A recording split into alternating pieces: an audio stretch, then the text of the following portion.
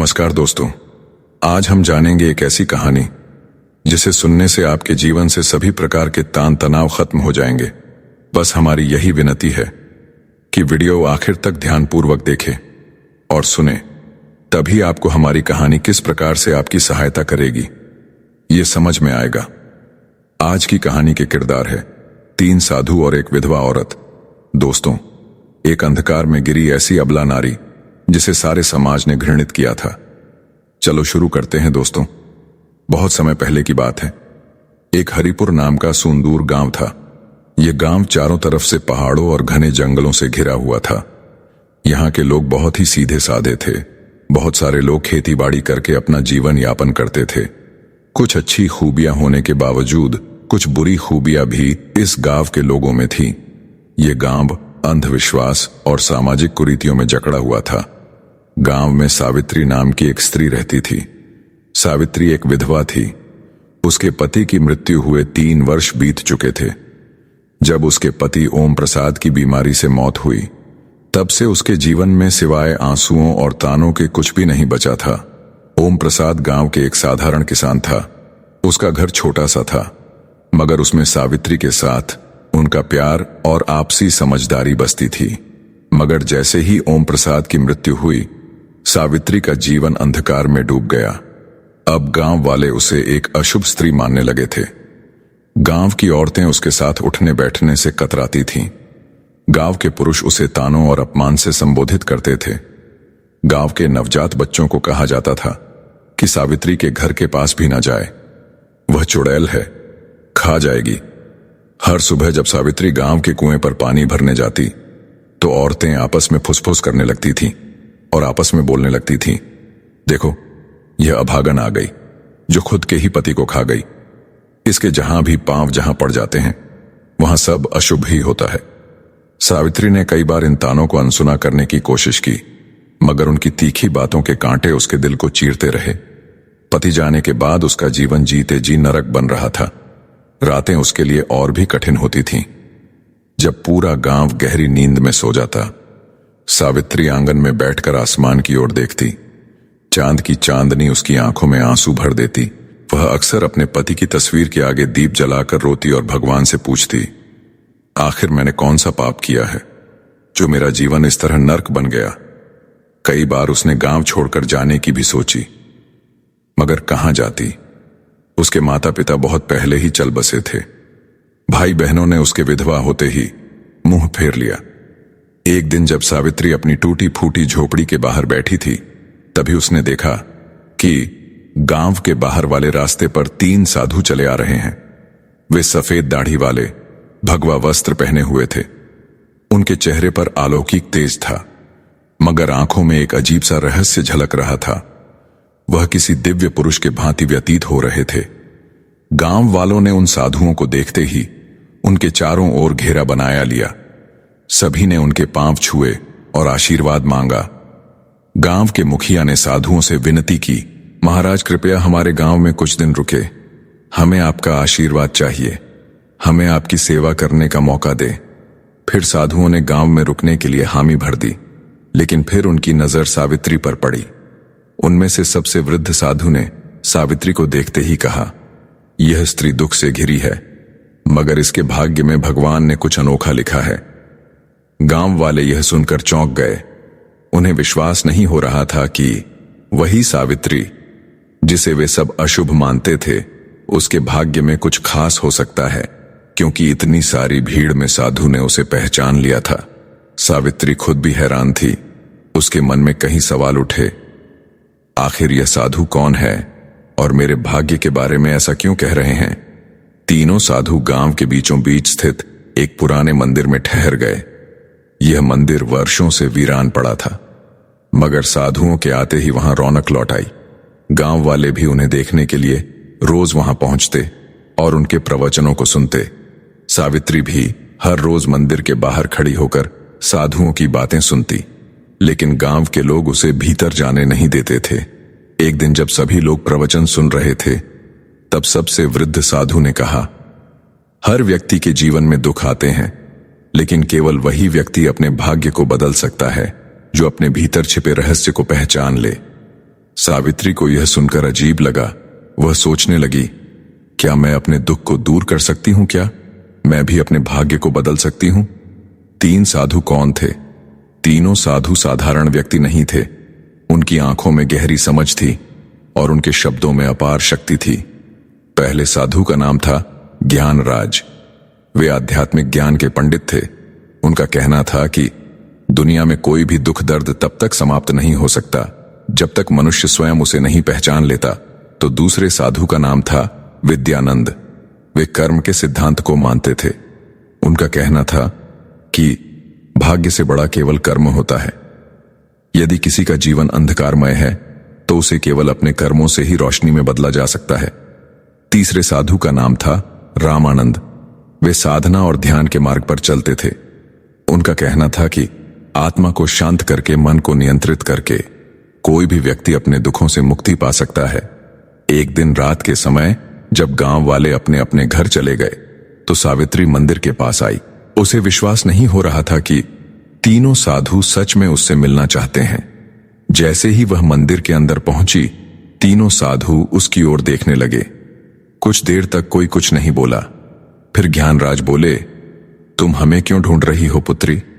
सावित्री कांपते हुए बोली, मुझे कुछ समझ नहीं आ रहा। मैं बस यह जानना चाहती हूं कि मेरे जीवन में इतना दुख क्यों है? मैंने किसी का क्या बिगाड़ा है? मैंने कौन सा पाप किया है जो मुझे इस जन्म में इतने दुख दर्द सहन करने पड़ रहे हैं? तीनों साधु मुस्कुराए। ज्ञानराज साधु ने कहा, दुनिया में कोई भी दुख बिना कारण नहीं आता। तुमने अपने पूर्व जन्मों में जो किया है उसका ही परिणाम तुम्हें इस जन्म में मिला है। लेकिन घबराओ मत, क्योंकि हर बुरे कर्म को अच्छे कर्मों से बदला जा सकता है। सावित्री ने आंखें भरते हुए पूछा, क्या मैं अपना भाग्य बदल सकती हूं? ज्ञानराज ने धीरे से उत्तर दिया, हां, लेकिन उसके लिए तुम्हें परीक्षा देनी होगी। क्या तुम तैयार हो? सावित्री ने बिना कुछ सोचे जवाब दिया, मैं तैयार हूं। तीनों साधु एक दूसरे की ओर देखने लगे। यह देखकर ऐसा लग रहा था जैसे वे किसी रहस्य को जानते हों। ज्ञानराज साधु ने कहा, तो फिर कल सूरज उगने से पहले तुम जंगल के पास वाले पीपल के पेड़ के नीचे आओ। वहां से तुम्हारी यात्रा शुरू होगी। सावित्री को कुछ समझ नहीं आया, मगर उसने सिर हिलाकर हामी भर दी। अगले दिन गांव में यह खबर आग की तरह फैल गई कि तीनों साधुओं ने सावित्री को जंगल में बुलाया है। गांव के लोग आपस में चर्चा करने लगे, क्या यह साधु इसे कोई वरदान देने वाले हैं या फिर इसे श्राप मिलेगा? गांव की कुछ औरतें आपस में फुसफुसाना लगीं, कहीं यह साधु हमें धोखा तो नहीं दे रहे। लेकिन सावित्री को इन बातों से कोई फर्क नहीं पड़ा। उसे केवल इस बात की चिंता थी कि आखिर जंगल में उसके साथ क्या होने वाला है। उस रात सावित्री ठीक से सो नहीं सकी। वह बार बार सोच रही थी, क्या सच में कोई मेरी मदद कर सकता है या यह भी सिर्फ एक और छल है? लेकिन अब वह ठान चुकी थी कि चाहे कुछ भी हो जाए, वह अगले दिन सूरज उगने से पहले जंगल के पास जाएगी। सावित्री ने ठीक वैसे ही किया।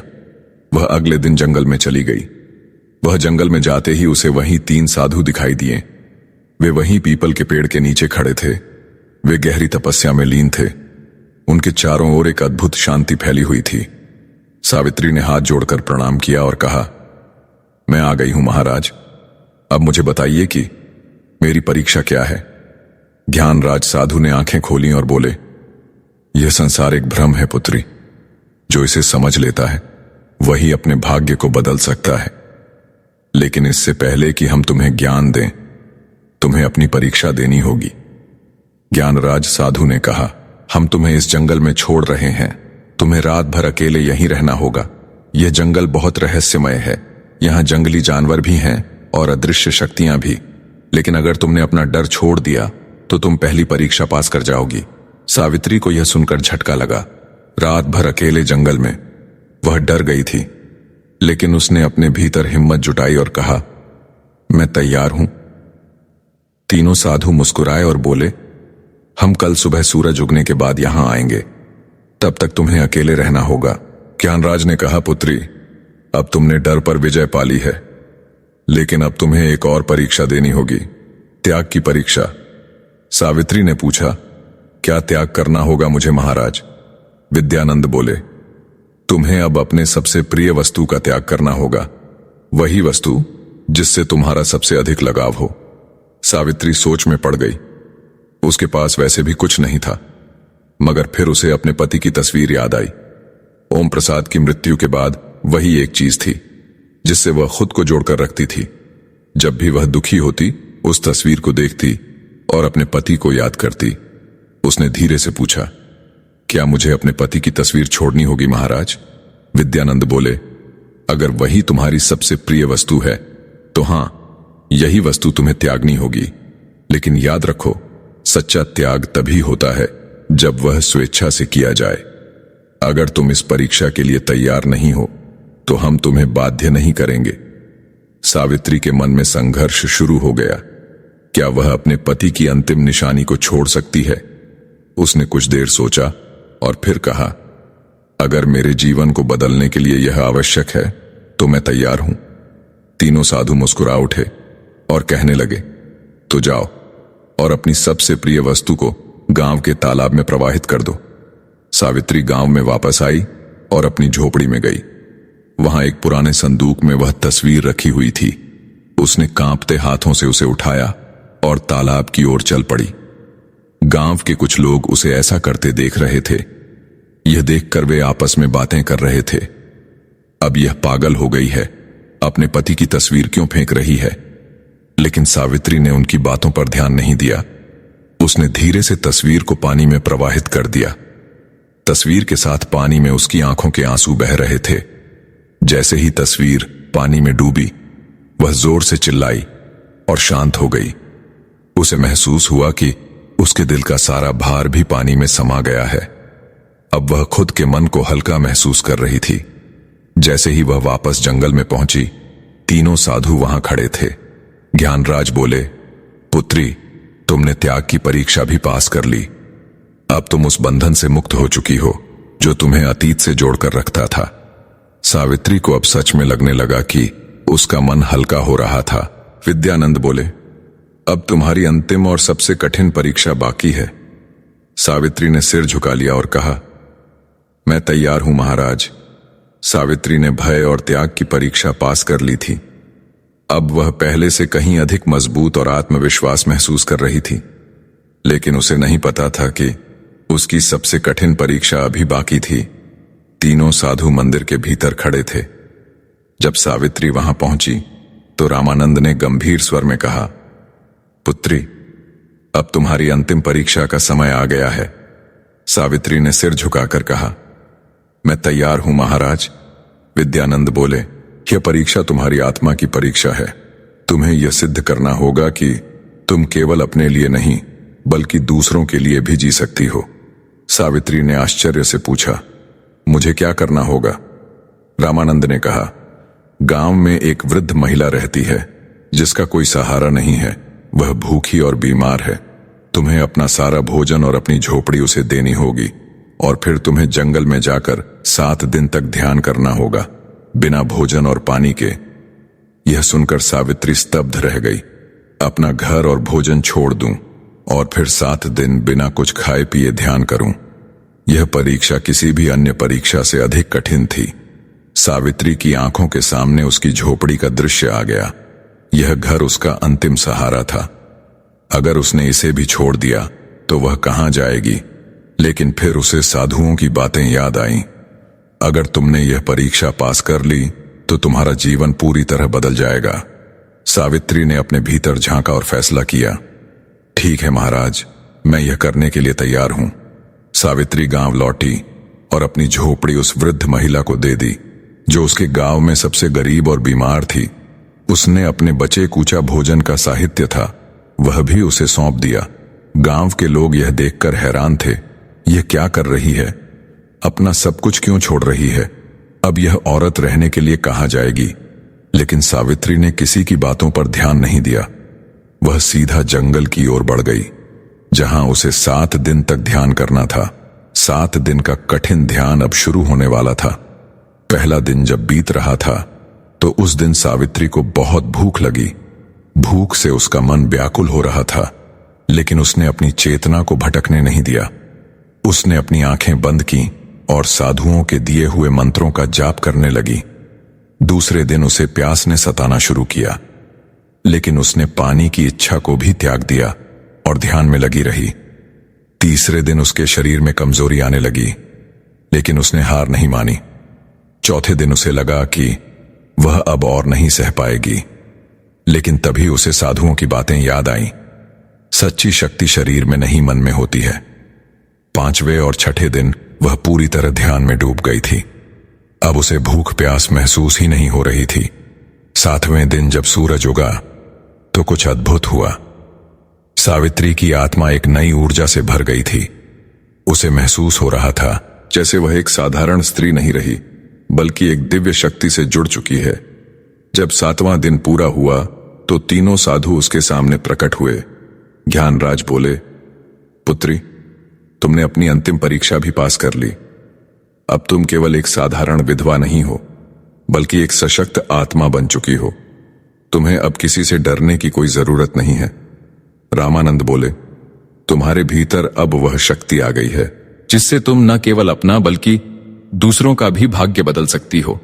विद्यानंद ने अपने हाथ उठाए और कहा, हम तुम्हें आशीर्वाद देते हैं कि अब से तुम्हारी जिंदगी सुख, शांति और सम्मान से भरी रहेगी। सावित्री के चारों ओर एक सुनहरी रोशनी फैल गई। उसने आंखें बंद कर ली और जब खोली तो वह पहले से कहीं अधिक शांत, मजबूत और तेजस्वी महसूस कर रही थी। जब सावित्री गांव लौटी तो गांव वाले उसे देखकर चौंक गए। अब वह कोई दुखी विधवा नहीं थी। उसके चेहरे पर अलौकिक दिव्यता थी। उसकी आंखों में आत्मविश्वास था। गांव के लोगों ने उसे पहले तिरस्कृत किया था, लेकिन अब वे उसके पास आकर उसके चरण छूने लगे। अब उन्हें समझ में आ गया कि सावित्री कोई साधारण स्त्री नहीं रही। लोग उसके पास आते ही बोले, मां, हमें क्षमा करो, हमने तुम्हारा अपमान किया था, लेकिन अब हमें समझ आ गया कि तुम कोई साधारण स्त्री नहीं हो। सावित्री मुस्कुराई और कहा, सच्ची शक्ति बाहर नहीं, हमारे भीतर होती है। जब हम अपने डर, अपने मोह और अपने अहंकार को त्याग देते हैं, तभी हम असली शक्ति को प्राप्त कर सकते हैं। गांव वालों ने उसे गांव की सम्माननीय महिला घोषित कर दिया। अब वह पूरे गांव की मार्गदर्शक महिला बन गई थी। दूसरे दिन तीनों साधु फिर से उसके सामने प्रकट हो गए। ज्ञानराज बोले, पुत्री, अब हमारा कार्य पूरा हुआ, अब हमें वापस जाना होगा। सावित्री ने हाथ जोड़कर कहा, मैं आपकी आभारी हूं महाराज। आपने मुझे सिखाया कि सच्चा सुख और शक्ति हमारे भीतर है। विद्यानंद मुस्कुराए और बोले, तुम अब केवल अपने लिए नहीं बल्कि पूरे संसार के लिए योगी, महान व्यक्ति बन चुकी हो। रामानंद ने हाथ उठाए और आशीर्वाद दिया, तुम्हारा जीवन अब एक नई रोशनी से हमेशा भरा रहेगा। जैसे ही उन्होंने यह कहा, तीनों साधु प्रकाश में बदलकर आकाश में विलीन हो गए। अब सावित्री सिर्फ एक विधवा नहीं थी, वह पूरे गांव की मार्गदर्शक बन चुकी थी। उसने गांव में शिक्षा, सेवा और परोपकार की एक नई लहर चलाई। जहां पहले लोग उसे अपशकुन मानते थे, अब वे उसकी सलाह के बिना कोई भी निर्णय नहीं लेते थे। अब वह सिर्फ सावित्री नहीं थी, वह मां सावित्री बन चुकी थी। दोस्तों, डर को हराकर ही हम सच्ची शक्ति प्राप्त कर सकते हैं। दूसरी जीवन की सच्चाई यही है कि हमें त्याग और समर्पण से जीवन में नई ऊंचाइयां मिलती है। हमारा सच्चा परिवर्तन बाहर से नहीं, भीतर से होता है। जो इंसान खुद को बदल सकता है, वह पूरे समाज को बदल सकता है। दोस्तों, तीन साधु और विधवा सावित्री की यह कहानी हमें सिखाती है कि हमारा भाग्य हमारे हाथ में है। यदि हम अपने डर, अपने मोह और अपने अहंकार को त्याग दें, तो हम जीवन में कुछ भी हासिल कर सकते हैं। आपको यह कहानी कैसी लगी? अगर आपको तीन साधु और एक विधवा की यह प्रेरणादायक और रोचक कहानी पसंद आई हो तो दोस्तों, हमारे चैनल को जरूर सब्सक्राइब करें। साथ ही वीडियो को लाइक और कमेंट में जय श्री कृष्ण जरूर लिखें। धन्यवाद।